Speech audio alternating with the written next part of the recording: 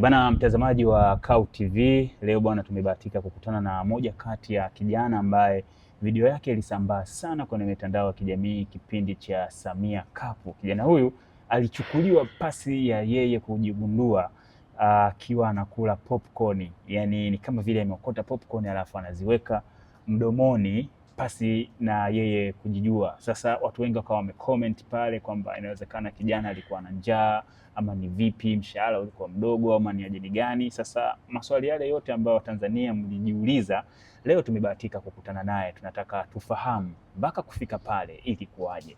Bwana, mambo vipi? Hapo kabisa. Shwari. Shwari, alhamdulillah. Kinyonge sana.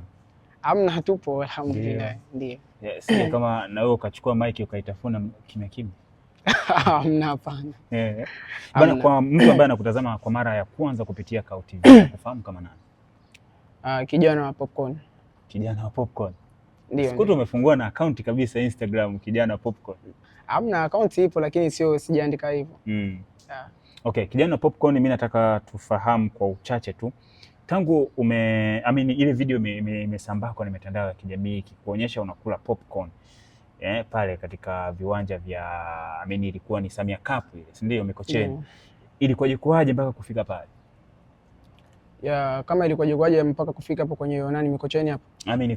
Mpaka katika ile moment ya wewe unakula zile popcorn. Kwamba ulikuwa una njaa ama ilikuwaje?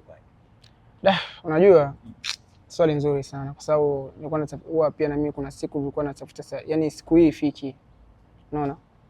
Kusema kweli mimi sijala kwa sababu ili wanichukue video, wanirekodi au ili kutafuta. Yani sijala ili nipate umaarufu. Hapana. Unaona? Nachopitia mimi jamani, sio nikisema nikwambie, yani ni marefu sana. Marefu sana. Napitia maisha magumu sana tena sana. Na hapo hiyo kazi mimi nilikuwa nafanya, yani naweza nikauza hivyo hata kleti 5. Navouza sipewi hela. Unaona, kwa hiyo nikiuza kama hivyo napewa chakula. Ndio mkataba tulivyoingia, kwa sababu mimi sina sehemu ya kulala, sina sehemu ya kula. Kwa hiyo unajua kwanza kuombaomba watu watakuchoka. Kwa hiyo mkuu kanambia naweza nikakupa kazi Mikocheni huko Samia Cup kama unaweza kutumika, lakini mimi sina hela kukugea. Kama utatumika na kugea chakula jioni kama hivyo, kila mtu anafanya maisha yake. So nikaona mimi ni kijana, unaona, nitamwomba mtu leo, kesho mtu atanichoka. Kwa hiyo nikaona sio mbaya. Nikafanya hivyo. Na labda nijibu swali lako, mimi kule hiyo popcorn, cha kwanza nilikuwa sijui chochote hata kama wananirekodi. Na hiyo siku ilikuwa siku ya pili sijala. Nakumbuka ilikuwa siku ya pili sijala. Sasa vitu vyenyewe pia vinatazamwa na bosi. Yani kuna muda mwingine unaweza kutoka navyo unarudi navyo havijaisha. Kwa anaangalia alivyokujazia na vilivyorudi. So afu wateja walikuwa wengi, siwezi nikachukua ndani nikafanyaje nikala. So nikatumia akili, nikosa kujizuia. Nikawa nafanya ikidondoka nyingi naweka mfukoni. Au ambazo zinadondoka ndani naweka mfukoni, nitakapoika mwenyewe hivi nachukua nakula na tupia na maji, maisha mengine yanaendelea. Umefanya kazi ya kuuza popcorn kwa muda gani na imekuwaje umekaa siku 2 bila kula aliyakuwa ni mfanya kazi? Inawezekana kwa sababu siku ya kwanza nilivyokujaga kuuza siku ya kwanza hiyo, wakati watu mechi iliisha, kabidi kila mtu arudi nyumbani. Unaona? Sasa mimi ninapoishi naishi msikitini. Nilipokelewa msikitini ili ndio sehemu ambayo ninapolala mimi. So nikasemaje, bibi mkubwa, mimi unasema mimi uwezo kanipa hela kufanyaje, ili nijimudu mwenyewe, lakini ulisema uko tayari kunifanyaje, kunipa chakula. Sasa mimi hapa inabidi nirudi mtaani, mimi napoishi Kimara kwa Mashaka. Sasa mimi nitarudije wakati hela mimi sina? Sasa kula nimekula, hela sina. Na mimi toka asubuhi niliuza jana nilala hapa yani niliuzaga kama jana nikamgea hela. Yani hapokuwa na gisi nirudi nyumbani huko Kimara, kwa sababu anaishi Kimara nikali. Sikuwa na hela nauli. Kwa hiyo ikabidi nilale siku hiyo. Ulala uwanjani? Nilala uwanjani. Nikisubiri watu wanaondoka nikaomba nikalala uwanjani. Siku ya pili hivyo akanifanya hivyo kama tukio la hivyo. Akarudi tena, mimi sina hela ya nauli. Ikabidi nilale hapo. Unaona? Sasa unajua mimi ni mwanadamu afu njaa ibishani. Unaona jamani, ndugu zangu, kwa nilishindwa kujizuia. niliona nikiokota nirudishe ndani au nikiokota hiyo ndani nikianza kushika na mikono yangu sio busara. Ni vitu ambavyo watu wengi walikuwa wanatumia. So ndio nikaamua kufanya hivyo. Ndio. Okay, unaingiza bei gani kwenye hiyo kazi ya kuuza popcorn kwa siku? Na ni kazi ya bosses ndio? Ndio. Unaingiza bei gani? Kusema kweli mnaogopa Mwenyezi Mungu. Yaani hela ndogo kwa siku nikiingiza hela ndogo sana sana ni 300,000. Yaani hapo ndio yani anasema yani hujatumika. Nikiingiza hela ndogo sana ni 300,000. Kwa wiki au kwa siku? Kwa siku. Yeah. Na wewe malipo yako unalipo bei gani kwa siku? Mimi labda niongee ukweli kwa sababu nilikuwa nimeshakwambia. Mimi mbele ya Mwenyezi Mungu ananisikiliza, mimi sijawahi kupewa hela na huyo mama hata shilingi 100. Mimi ni chakula tu. Anaenda nyumbani anarudi hivi. Anakuja kama ni uboba kama ni ugali nakula zangu hapo. Usiku nalala hapo kwenye uwanjani hapo. Na ndio maana Samia Cup ilivyoisha, unajua nilikuwa nimeshajuana na watu wengi sana kwa shanziwa kijana popcorn. Mtu mwingine anaweza kaja hivi ananiletea nguo, mwingine anakuja hivi ananiletea kanzu, mwingine anakuja hivi ananigia hela. So nilikuwa kama familia ambayo nilikuwa nimeshazoea. Unajua mimi nilishazoea kuishi sana mpweke. Yeah. Kusema tatizo lilivyoanza katika familia kwa nilivyoona watu wengine nikaa kama moja stress inaanza kunipungukia. So unajua la Samia Cup ilivyoisha, bibi mkuu akasema mimi mkataba wetu umeisha. Akaniachaga hapo hapo. Nikawa nalala hapo na wale maskari, mwisho wa siku maskari wakasema wakanifukuza.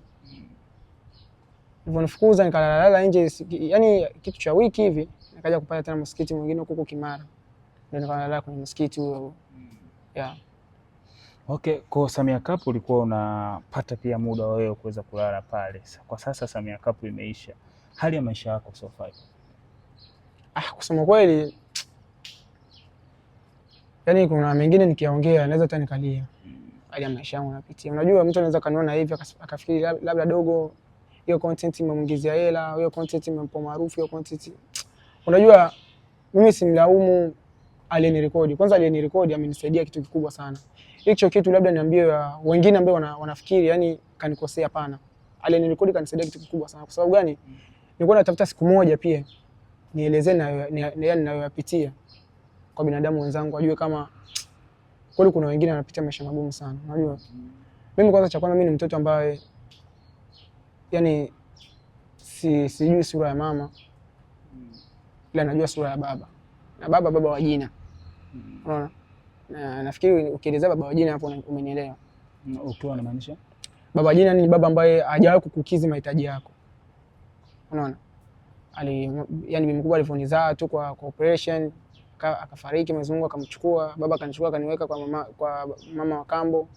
Kwa sababu mimi ni mtu wa Kigoma. Aliniweka kwa mama kama mateso yani ikawa mengi sana mpaka nikashindwa. Unaweza kuwa unakula hivi ukikata ugali anakushika mkononi. Mbona kata ugali mkubwa hivi anakung'ata, yani vidole vinakuwa kama yani hata kufanya hivi unashindwa. So nikaona nimeshindwa, kasema acha nikimbie da nikatafute maisha. Nilipofika da ndio nikakutana na bibi mkubwa kama hivi. So maisha ninayopitia kwa sasa tuko Samia Cup ishe, jamani, ni maisha magumu sana ndugu zangu wa Tanzania. Unaona? Maisha magumu sana. Kuna muda mwingine wenzangu usiku wamelala, ila mimi nikaa naongea na nyota, pia naongea na moyo wangu. Sijui nilizaliwa kwa ili nifanye nini. Haya mateso mimi yanikuta yani kwa nini mimi? Unaona?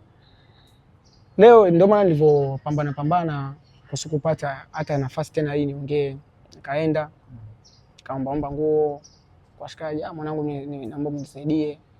Mmoja akanipa huyu, mmoja akanipa kofia, eti nywele yako ipo chafu, wengine akanigiagia, yani wakanigiagia vitu kabisa. Na ndio mwanangu naye alinileta hapa, naye akajitolea, akasema mimi nakuchukua kutoka Kimara, usinilipe hela yako hadi hapo. Kwa sababu wanajua maisha ninayopitia. Unaona? Okay. Umezungumzia pia kuhusiana na maisha yako ya Dar es Salaam, lakini pia umesema umetokea Kigoma.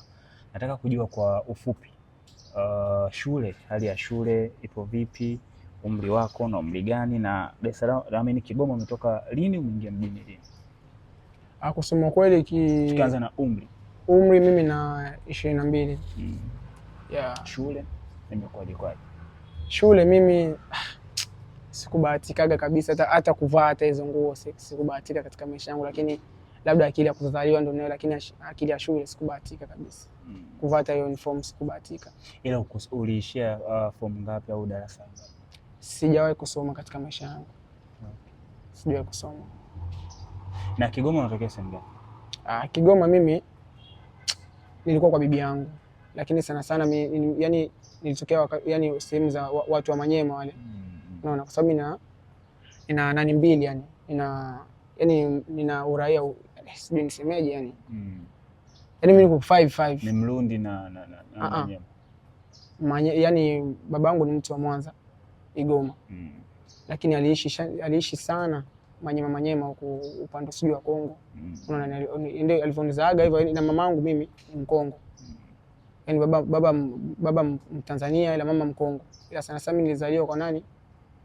Kwa mama. Okay.